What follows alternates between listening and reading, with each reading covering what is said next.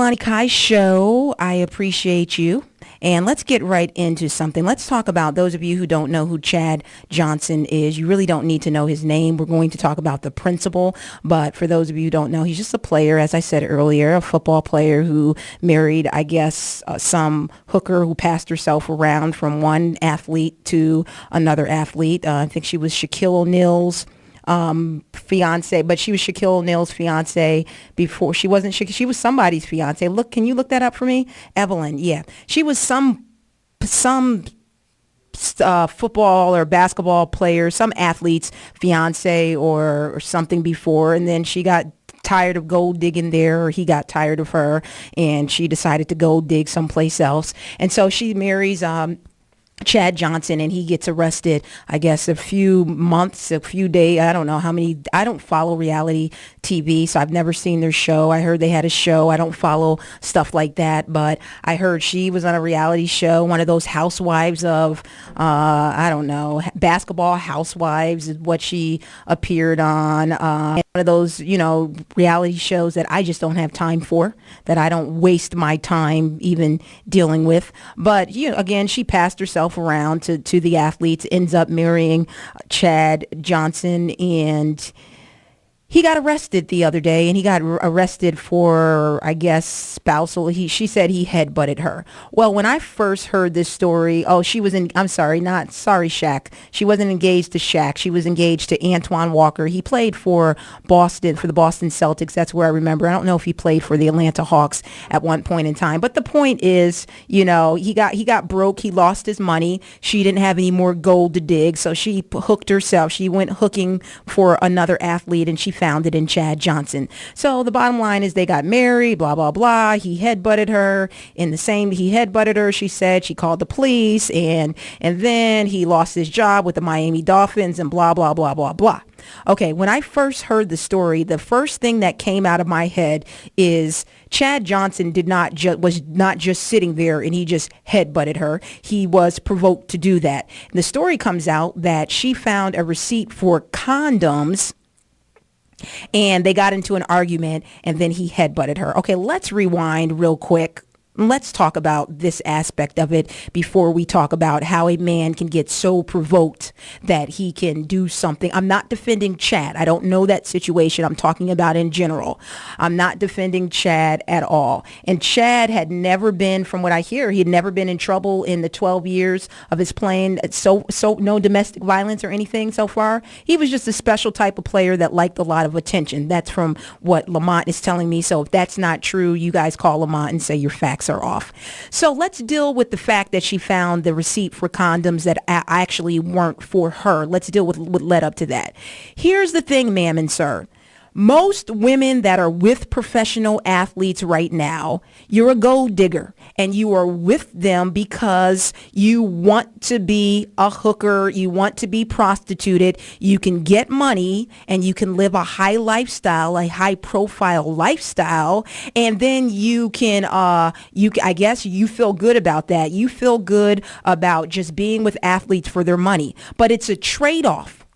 Athletes are dogs. 99.9% of professional, let's just deal in America, basketball and football players are dogs.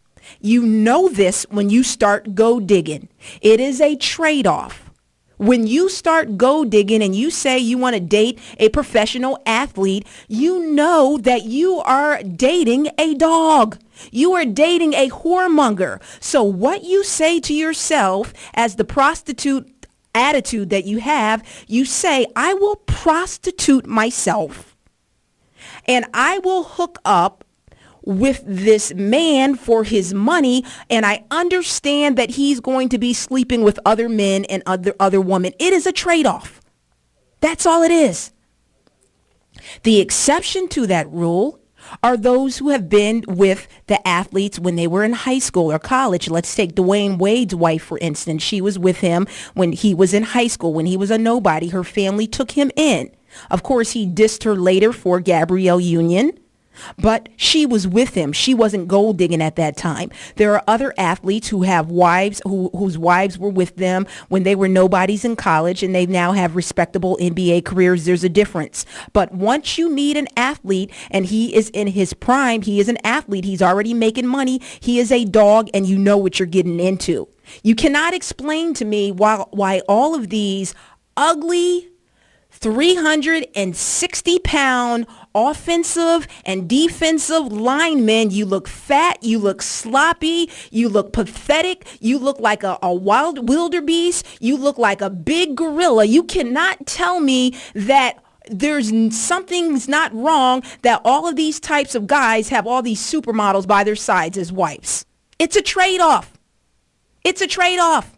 There's no way in the world that the bulk of professional athletes have all these drop-dead, gorgeous women, and you look nasty, pathetic, trifling. You just look ill. Not that looks are the only thing that matters. But when I see it, and it's common, it's more common for an athlete to have a fly, gorgeous, supermodel-looking wife than it is for him to have just a regular-looking person like MalaniKai. Something's wrong with this. Something's wrong with it. So there's a trade-off.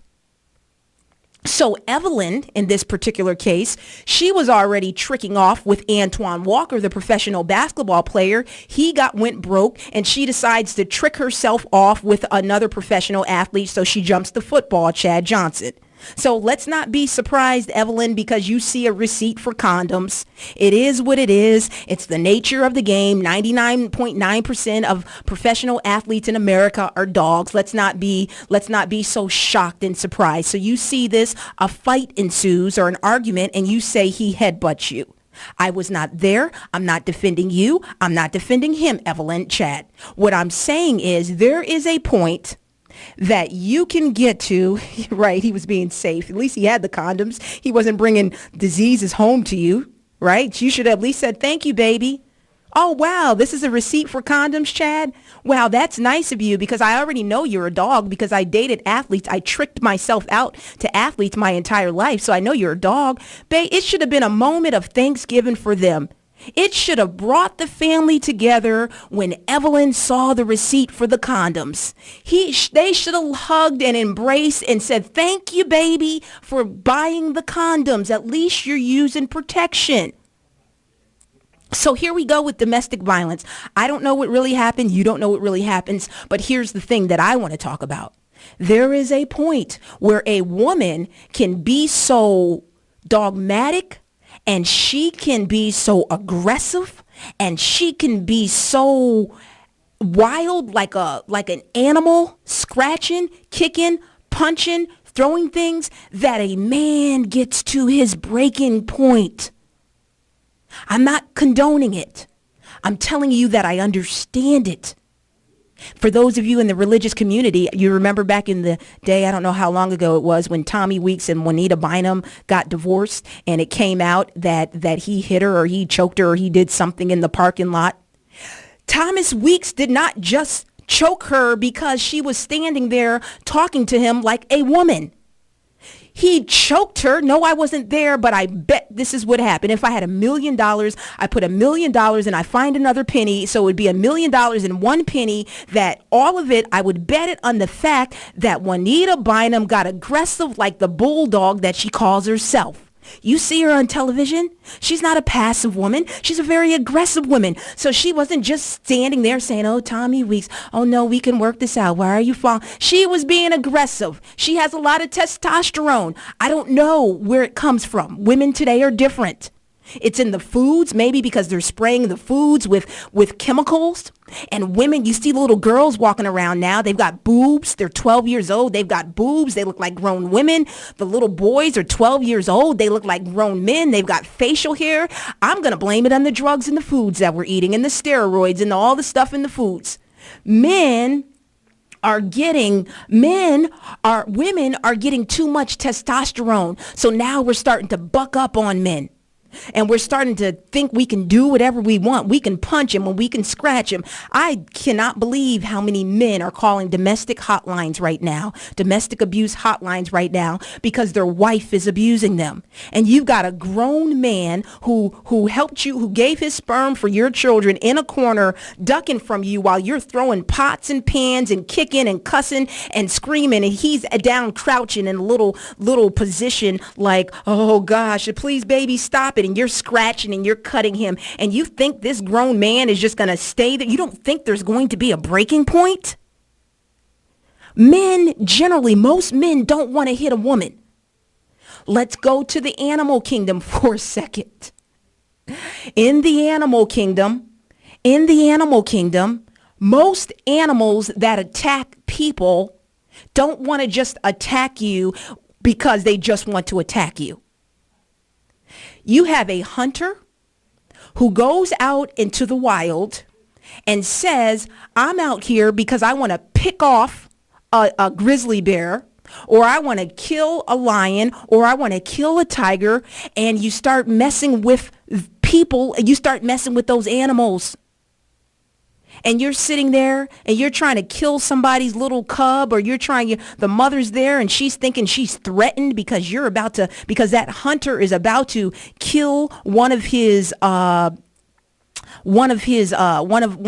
children or somebody in that pack or that family. So then the animals become aggressive. So the animals, most time, when they attack human beings, they are reacting. You had no business out in the jungle anyway.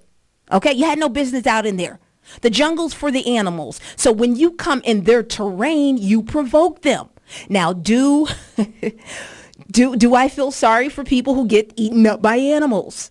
Yeah. Kind of the same way I feel sorry if you decide you want to jump off of a 50-foot cliff into some waters, that uncharted waters, and you should not have been in that part of the wildlife anyway. And there are signs that are saying this is danger, but you and your friends decide you want to play dangerous and you want to jump into the waters, and you don't make the water off the cliff. You just end up busting your head open on a rock. Yeah, I feel sorry that you decided to do something dumb. Really, that's the same way I feel when an animal attacks a human being who goes out into the wild to try to kill one of theirs. I feel maybe I should feel sorrier, but I don't. That's just the bulk of it. And so the same thing when it comes to a man. Lamont, can you make sure that, I want you to call one of my players. Take this number here and call one of my players, because I'm going to give you a firsthand account, because I was that woman. That's why I'm talking to you from experience. I'm going to give you a firsthand account of how a woman can be so aggressive that she can provoke a man to do something, or to almost get ready to do something that he would never do. His name is Norm. Tell him I want to talk to him. Tell him it's Coach. All right. And let me set this up, and make sure when you get him on that he's hearing this segment now. Okay. So what happened was, I was a coach. I was a young coach. I was coaching the first coach ever in America of a prep school team, the Redemption Christian Academy. And I was young. I was in my early 20s. You got him on the phone? Can he hear me right now? This segment, don't put him on yet, but I want Norm to hear this. Okay. So I was coaching at the Redemption Christian Academy, one of 4 historically African-American owned boarding schools in the country, which I graduated from, and I'm the all-time leading scorer there. I'm just throwing that in free of charge because I like to brag. So I was out doing some radio stuff, and then they called me back. They said there was a radio job in that area, and they said, listen, you can come coach, you can do radio, and you can coach. So I made history by becoming the first prep school female coach. And these prep guys were I was in my early 20s. Some of them were like 18, 19, 20 years old. So I remember taking this job, and some of the parents were very, very upset because the Redemption Christian Academy has a legendary coach, the Reverend John Massey Jr. And many people had sent their kids there to be coached by Reverend John Massey Jr. Well, Reverend John Massey Jr. decided he was giving me the team. So I'm coaching these boys. A lot of parents were upset. Players were upset because they wanted to play for the legendary Reverend John Massey Jr. And all of a sudden now, this young girl in her early 20s, they've got to play for Coach MalaniKai. So there was a lot of tension. And the only way that I knew how to handle this was I felt as if I needed to prove myself. I felt as if when I was running my practices, I talked to these guys in the beginning. I talked to them any way I felt like talking to them. I was aggressive. I had that Juanita Bynum bulldog spirit. You know, these were like my little slaves. Things got better toward the end of the year. Plus, they were sorry at the beginning. I can't stand sorry basketball players who don't want to work. Now, be a sorry basketball player and get in the gym and work on it. That's good. I can deal with that. But when you're sorry and you think you're good and your parents are telling you you're good and you're nothing but trash and you don't want to work and you think you're the next Michael Jordan, you're disgusting. You're disgusting, and it bothers me. So I had a lot of those type of players on my team, and things got a little bit better. They got a little bit better. But in the beginning, I was aggressive. And is Norm on the line right now? So put Norm on the line. I felt as if I needed to prove myself. So Norm, I have my producer Lamont call you. Don't be so surprised that I catch you at a bad time. Hey, Coach, how are you? I'm doing wonderful. Norm, I'm talking about, and I appreciate you coming on. I know you probably were shocked by this. So I was talking about how a woman can provoke a man to do something or to get ready to do something that he really doesn't want to do. It is not his character. So I remember one time we were in practice. Norm is one of my former players, and we are cool. A lot of my players to this day, we got through that little rocky season, but we are cool to this day. I'm friends with their families. I just saw Norm recently, earlier this year or last year when we were in Richmond at a basketball tournament, met his wife and his kids. So we're cool right now. That's why I can call them and do this. But I was aggressive, and Norm was one of those players. He was a good player, but he had that bad boy attitude. And I'm a female coaching him. I feel as if I need to, set Norm in place. I don't remember what exactly happened, but I promise you that I initiated it. The next thing I know, Norm, I remember Andrea, my player from Italy, was holding you back. I remember somebody else was holding you back. And I just remember it was just chaos in the gym that day. Norm, why were you getting ready or thinking about beating up your coach, Norm? That's not nice. That's terrible. Coach, I tell you, it's a pleasure hearing from you. You don't need to borrow any money, do you? You don't hear from people unless they need to borrow some money. But listen, I can remember vividly what happened. What happened was that the situation didn't even have the initial situation didn't even have anything to do with you. But the fact that it was so heated between Andrea, and you got to understand, Andrea he was one of the guys that was holding me back, but it didn't have nothing to do with the coach. But it was just the fact that the adrenaline was so high. You were so ticked off at one another on the court. It was a lot of tension in the gym that all of a sudden it's like we blacked out. It's like we lost our minds. It's like a pack of dogs, like a pack of dogs. We just were the animalistic. So what happened? Did I jump? Did I jump in? Yeah. I can remember you. Honestly, you were not a woman then. You were a guy, and you turned into a guy. Right. Into this. It was just like this guy, and I can remember your chest being poked out, way out. And I can remember you actually had your fist balled up. Right. And I'm gonna be honest with you, and people can think what they want. I think after I saw your chest and I think the veins in your neck were kind of pulsating, bulging out, I backed off because I didn't want any of that, because I'll be honest with you, I didn't want any of that. Then I came to my senses. But when you're in the heat of a moment, you don't think. Most people don't think, and especially when you're that young. I don't, and you got to understand I think it's an age thing, it's an experience and wisdom thing that younger people go through this thing. But you got to understand it's a lot of adrenaline and testosterone going on. But let me ask you this, Norm. It didn't have anything to do with you. But the point was, which is what I wanted you to bring out, I morphed at that moment. I wasn't acting like a lady. I wasn't trying to be a lady. I pretty much morphed into, you saw me like a homeboy. I mean, I pretty much morphed. I wasn't not that I'm the nicest person on the air right now, but I wasn't what a lady should have been in that situation. And by the way, had you come after me, man, my people would have, my boys would have beat you down. Anyway, I knew I was protected, and that's and Norm, that's another reason why I was running my mouth and I got in the mix of it too, because I knew, of course, I couldn't beat. How tall are you? You're 6 what? 6? I'm 6'4". Yeah, you're 6'4". Yeah, you're 6'4", and I was like 215. Yeah, 215. I'm 5'6", 5'7", maybe there 135, 140. So you would have really beat me down. But I felt as if, and this is my point, is what I'm saying. And if you have any experience about this, chime in after I'm done. I felt as if that something in me made me decide that I could buck up against a man. And so my point is, there is a point when a man can go out of his element because a woman is now no longer in her womanhood anymore. She's morphed into a man, too much testosterone, too many hormones in the food she's eating. She feels as if she can buck up against a man, and there is a breaking point. I'm not condoning a man hitting a woman. What I'm saying is I understand, because women are turning into bulldogs these days, and the only way to tame a bulldog is to either shoot the bulldog. We don't want women to get shot by men.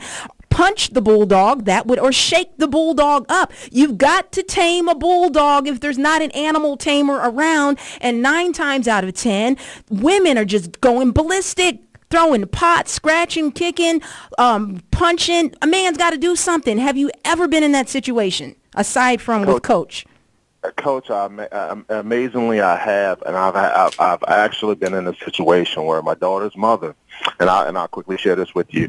It's about today's society. It's about our justice system. It's about the perception that a woman basically is protected all the way around, and that ties into a woman bucking up to men nowadays. They feel like, hey, listen, if I hit you and we get into an altercation, when the police show up, guess who's going downtown? Right. The man. So that is a Give me your. We have a few minutes left. Give me your experiences. Yeah.